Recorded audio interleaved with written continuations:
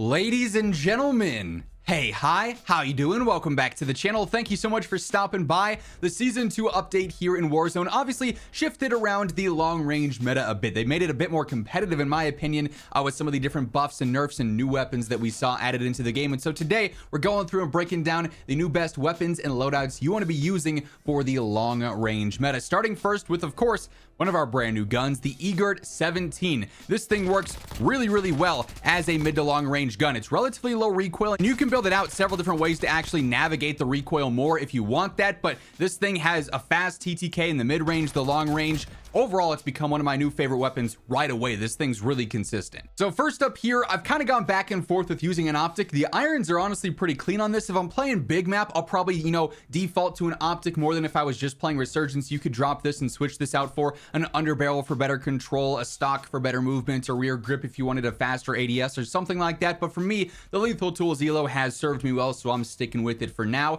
Monolithic suppressor on here, better range, better velocity, keeps us off the radar, of course. I do like the hybrid barrel, although the control barrel would also be a really great alternative here too. If you want a little bit more recoil control, this is certainly a strong option. Plus, you get better velocity with that versus the hybrid barrel, which extends out that damage range a little bit more, makes it even more effective in the long range, of course, and you still have an 1185 velocity, which is more than enough in the vast majority of situations. We got the 60 round extended mag on here, gonna work fine for all squad sizes. Then I like recoil springs on here too, just again for that overall recoil control. No cons here. Definitely have gotten used to this setup, how it behaves, and it's a very aggressive rifle that can hold its own in a variety of engagements, especially the long range. Now I'm especially glad about this one, but the Maddox, as they've continued to buff this thing over and over and over again, really has just started feeling better and better here. It's a relatively low recoil option, especially after you get used to it, you get warmed up, you're used to the pattern because there's not much recoil. The velocity is better now. Its overall consistency in the long range is better now.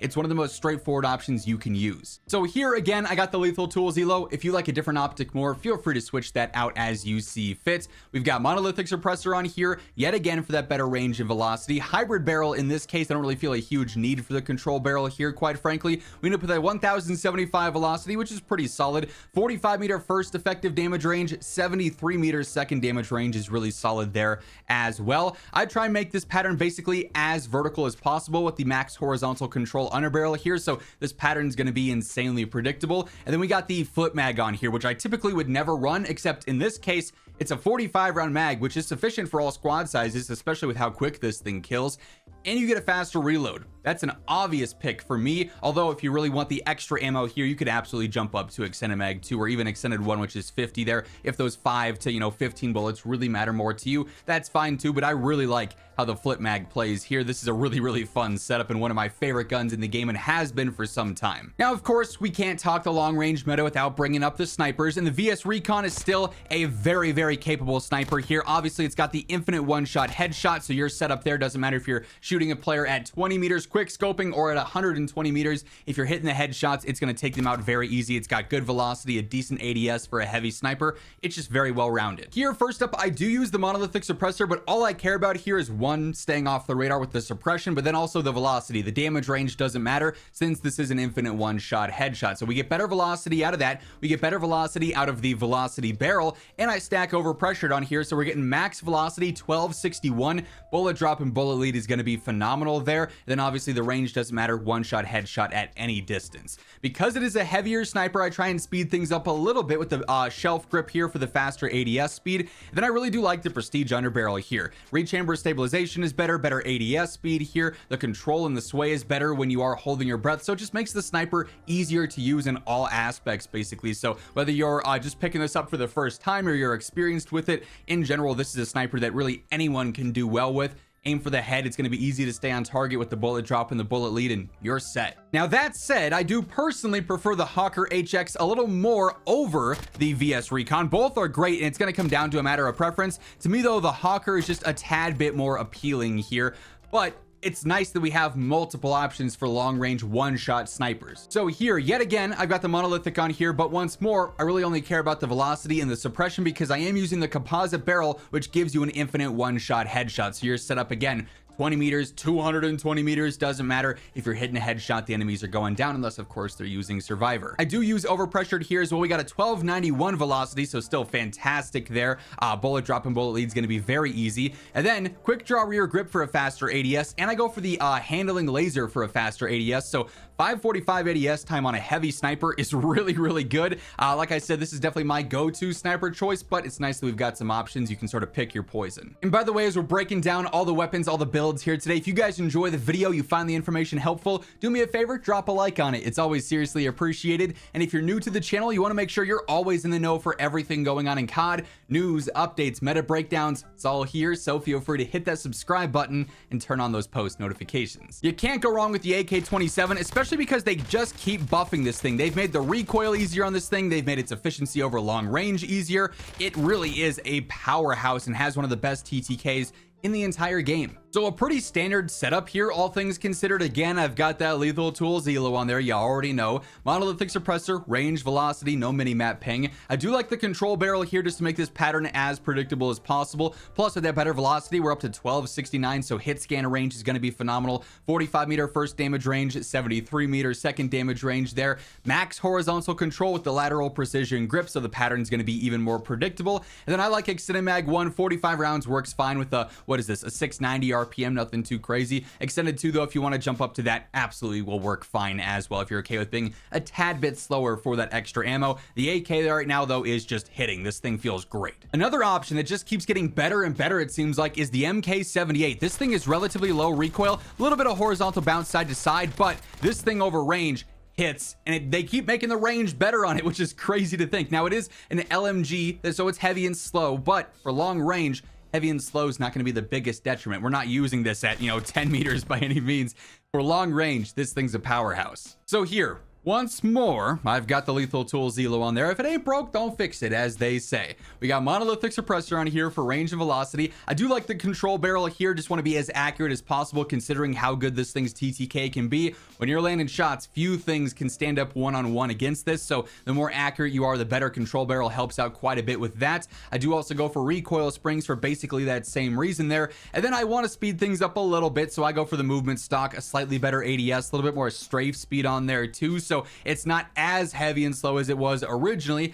It's still an LMG at the end of the day. The reload is still not that great, but if you can bypass that, you can look past that, this thing is one of the best long range guns in the game because it's just so powerful and so easy to use. Another really good LMG though, the XMG from Black Ops 6. Also a very low recoil choice here. One of the easiest guns to use in the entire game, quite frankly. And it also has an absurd damage range, so its long range TTK is phenomenal as well. So here I'm rocking the Oturo Red Dot personally. That's sort of my Optica choice for Black Ops 6 weapons. Sort of spammed this all last year, so I'm plenty familiar with that. We got the monolithic suppressor on here, better range and velocity. 1032 velos, pretty good. Then that damage range, 95 meters is pretty absurd there. I do go for fast mag 1, speeds this up a little bit, makes it more AR like, and it's still a 75 round mag, which is fine for all squad sizes. Buffer weight stock, insanely good control benefits across the board, and recoil springs, even more control benefits. So this thing is going to be a straight laser whether you're fighting 50, 60, 70, 80, 90 meters. It doesn't matter. It's going to shoot straight. It's going to be super easy to stay on target. The Maverick is another great choice for the long range. This is not one that's going to jump out on paper as being insanely good. Like, its graph TTK numbers don't look that great,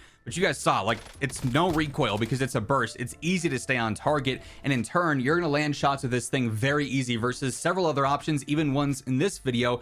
This can end up being more competitive because it's so straightforward. So here, I know, surprise, I've got the lethal tools elo on here yet again. Monolithic suppressor yet again. In this case, I go for the long barrel. It gives you better magazine capacity, so it's like an extended mag and a long barrel in one. We're also pushing out that damage range even further to 62 meters, which is really solid there. And like I said, this thing's so accurate over range, it's going to be really rewarding, but very low risk at the same time. I go for the mobile recoil foregrip. There's not much horizontal bounce, but this helps eliminate some of it, and you get better movement speed, so the gun's just more aggressive. And I love the movement stock on this thing for the better ADS and the better strafe speed, so you just make an already very aggressive rifle even more aggressive. It doesn't hurt it in terms of ease of use. It's still going to be a laser beam. I feel like the Maverick's kind of slept on right now because it is a burst rifle, and on paper it doesn't look that fancy, but This thing is really solid. We also have to talk about the M8A1. Now, we've talked about it a bit on the channel, obviously, but like this thing doesn't have recoil and it's got a fast TTK. It's got good velocity. And so I think the irons are clean too. Like, you can use this everywhere. I could put this in the close range meta video, the top TTK video, the sniper support video, even the long range video too. Like, this thing is just that versatile and that good. So first up here, like I said, I like those clean irons. I rock with those. I just leave those as is. I do use the monolithic suppressor here. Better range, better velocity, keeps me off the radar, of course. The most important part of this build is the conversion kit, the auto strike barrel for the better fire rate, the better control. I go for the extended mag 2 here. 52 rounder works fine for all squad sizes, quite frankly. And then I really like the mobility that I can add on this thing. That's why I use this as such a versatile build for like sniper support, for long range. I can do it all with the quick draw rear grip for the faster ADS, so it's just more aggressive. Then I go for the movement stock for the better strafe and an even faster ADS. Now you could switch out